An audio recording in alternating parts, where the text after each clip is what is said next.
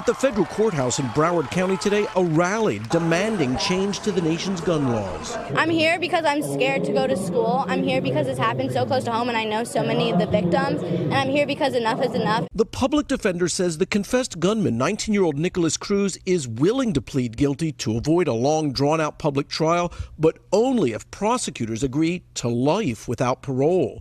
The state attorney seeming to rebuff the offer, saying this certainly is the type of case the death penalty was designed for. And on this Saturday, just 3 days after the school shooting, 2 gun shows within driving distance. AR-15s among the most popular products on display. There's some things that they should respect a little more on that, actually. Yet you came out. Okay, but yeah, I came out because I wanted to see what the deal is. But they should actually, they should have waited a little longer. Today, Stoneman Douglas High School's principal posting a YouTube message to his students. I will hug each and every one of you as many times as you need, and I will hold you as long as you need me to for all 3,300 of you and your families, and we will get through this together. Just miles away, 17-year-old Joaquin Oliver among the first to be laid to rest. The high school senior, one of those murdered at Parkland Stoneman Douglas High School. 14 more funerals in the coming days, including athletic director Chris Hickson, who died protecting students. Our family's devastated, and it will never be the same again without him. But it was who he was. It's just who he was.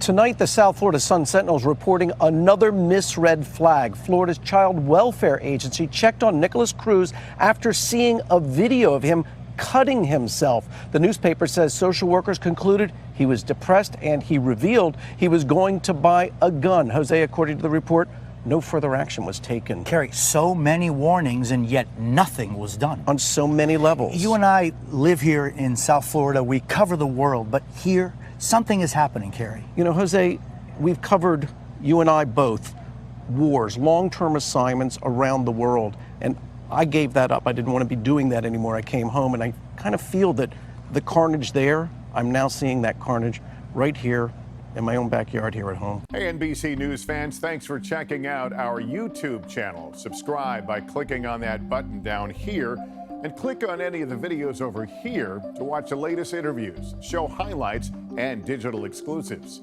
Thanks for watching.